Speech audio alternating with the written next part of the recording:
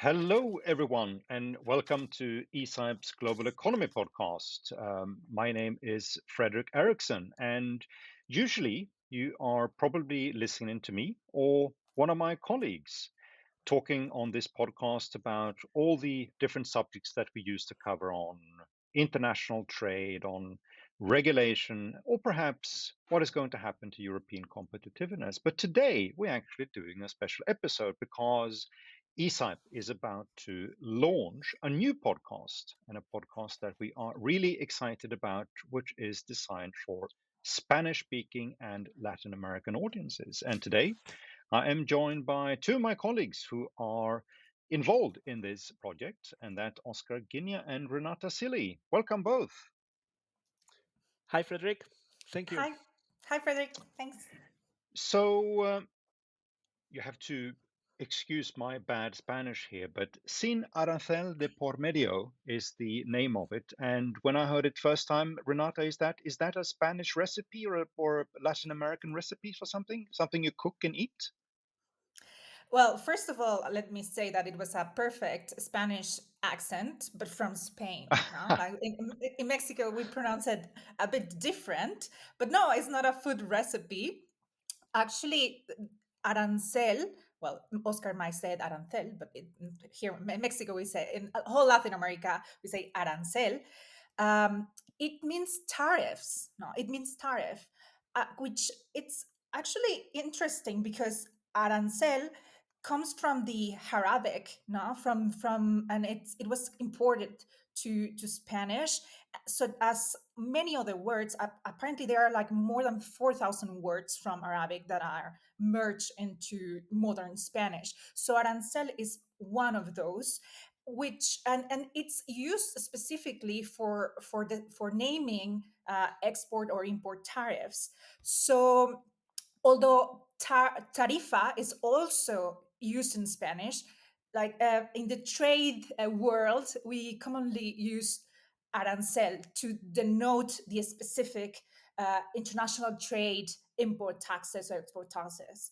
So All right. arancel is that it means tariffs. Yeah, So basically. if you would say tariff man in Spanish, then would it be sort of arancel hombre or tarifa hombre or Yeah, yeah. Hombre arancel. El hombre okay. arancel. So Yeah. that's Mr. Trump for you in a Spanish speaking country then. Exactly. And actually, I think when he says that it is the most beautiful world ever invented, written, I think it sounds better in Spanish, honestly, Arancel. So it has more flavor. All But right. the podcast, it's called Sin Arancel de por Medio. The literally translation would be no tariffs in the way, which means like in this moment, in this crucial moment, it's important because that's the whole conversation around imposing tariffs. So we consider that we should be part and of this and contribute to the discussion of why it matters to have a more free and open trade. Excellent. And Oscar, new podcast. What is it all about? So, if our podcast was a TV show, it will be a telenovela, right? It will be a soap opera. And the main character of our show is a family. And this family is the Latin American countries. There are also secondary roles, supporting characters that play a vital part in what happens to this family and how they get along. There is a grumpy neighbor, Mr. US, a close but sometimes arrogant Miss Europe, Is that the and the new kid. equivalent of the drunken uncle who appears on Christmas Eve to pester the sort of excitement and community in the rest of the family? Everyone can take make their own assessments and take these characters to their own families and so on. So we have Mr. US, we have Miss Europe, and we also have the new kid on the block, Mr. China. And the plot of the podcast revolves around how the actions from these neighbors impact the Latin American family of countries and how each country reacts. we have a diverse cast of actors. We have brothers like Brazil and Argentina, pretty different, but still brothers. Leading characters like Mexico, sometimes at odd with Mr. US, and an array of smaller but really interesting personalities from Chile to El Salvador. And as you said, Fredrik, the podcast will be recorded in Spanish. And as Renata said, it will be in two accents, so in Mexican and Castilian. So if you're interested in Latin America and the global economy, if you are a Spanish speaker, or if you fancy improving your Spanish, listen to our podcast. Very good. I think I belong to that certain category of wanting to improve my Spanish. But Renata, so what are you going to do on the podcast? Who are going to be the guests? What are you going to talk about? Well, we have a number of guests ranging from policymakers, people from the academia, uh, persons that are involved in local communities. So we plan to interview a lot of persons that are connected with what's going on in Latin America. So to have either both a local and an international perspective. Our first podcast is about the relationship between the EU and Mexico, for instance. And we're going to also explore regional approaches, but also how the global economy impacts different countries in Latin America. And of course, I cannot say that it was any sort of bias why we chose Mexico as the first episode. It was plainly decision, democratic decision to start with Mexico. No one influenced on that, but yeah, it is. It is going to be about Latin America, but also how it connects to the international economy. Hmm. And just let me say, to complement Renata's point, that if you are one of these experts and you are listening to this podcast, get in touch with us. We'll love to hear from you and to know about your work and see how can we broadcast and amplify the impact of that work in our podcast. Hmm. And I suppose there isn't a coincidence that we are releasing a new podcast series at this point in time. We have Latin America becoming much more consequential, of course, for global economic, global political developments. You mentioned that community of, or the family with Mr. and Mrs. US, China, and Europe being part of the family too. Um, is Latin America becoming a region which is sort of necessary to understand in a much better way in order for us to grasp broader shifts in geopolitics and the global economy?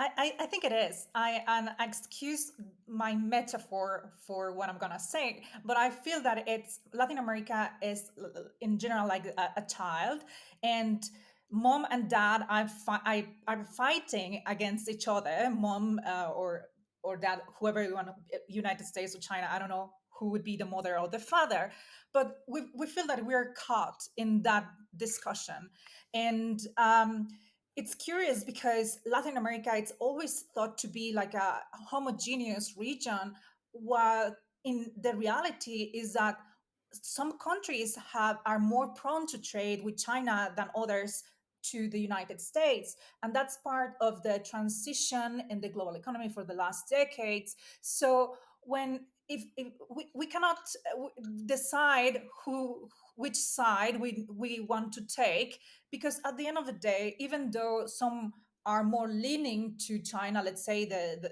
countries of the southern cone, at the same time we're in the same hemisphere of United States, and that also involves regional security concerns. So we need to be very careful as a region.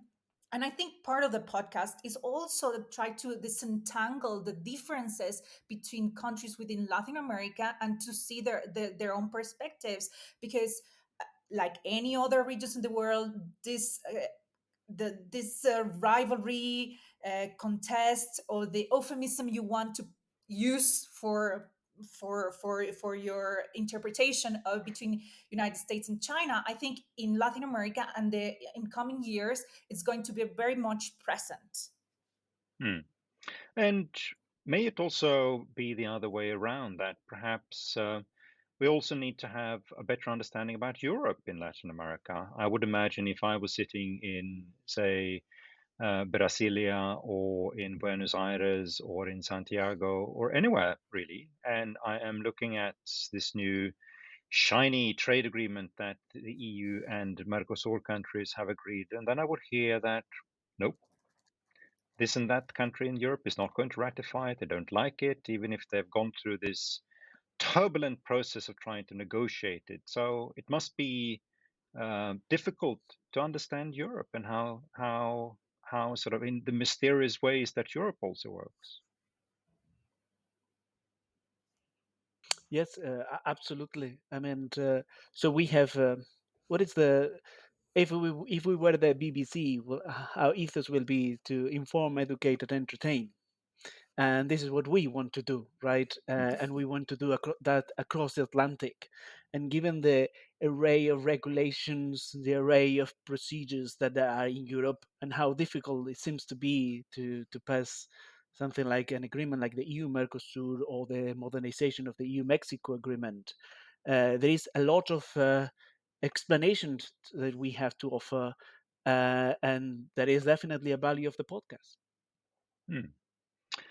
Very good. And we should also say that the podcast, of course, will be available on all the types of places where you find podcasts in the modern world, and of course also on ECIPE's website. And we will also make sure that there are summaries and transcriptions coming in other languages too. So even if one like me isn't a Spanish speaker, there will be opportunities to learn about what type of conversations that goes on.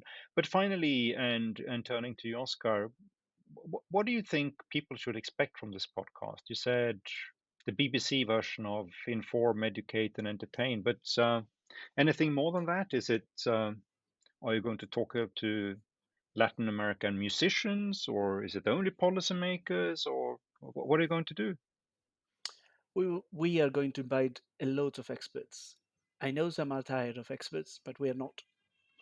So diplomats, academics, researchers working in think tanks, professionals from international organizations. And in the next episodes, we'll cover topics such as US trade policy, security, drugs, the EU Mercosur, the EU Mexico, the Argentinian economy, and how the reforms by the Milei government whether they are working or not, and what are the changes they're making in the Argentinian economy. So basically, our focus is, as I said at the beginning, with this kind of modern family analogy, is Latin America, but also how the rest of the world impact the region. So basically, if you're a student, if you're a professional, a civil servant, just genuinely curious about and wanted to learn more about Latin America, I mean, this is the podcast for you. Hmm. And also, may I add that it's also going to be available on Substack. We are going to create a Substack specifically for our audience, and in which we will include other additional recommendations, book recommendations, and other interesting things that will complement the podcast. So I encourage also our listeners to subscribe to Sin Arancel de Por Medio podcast in Substack, and also, of course, in all other social media. Very good. Thank you very much, Renata and Oscar, who are going to be involved in leading this new podcast, which is Sin Arancel de Por Medio, as Renata just mentioned. I'm looking forward to both listening to it, which I will make a serious effort and polish up my little Spanish knowledge, but otherwise I'm going to read the transcripts for it. Thank you. Muchas gracias. Gracias. Hola, bienvenidos a Sin Arancel de Por Medio, el nuevo podcast en español de ECIPE.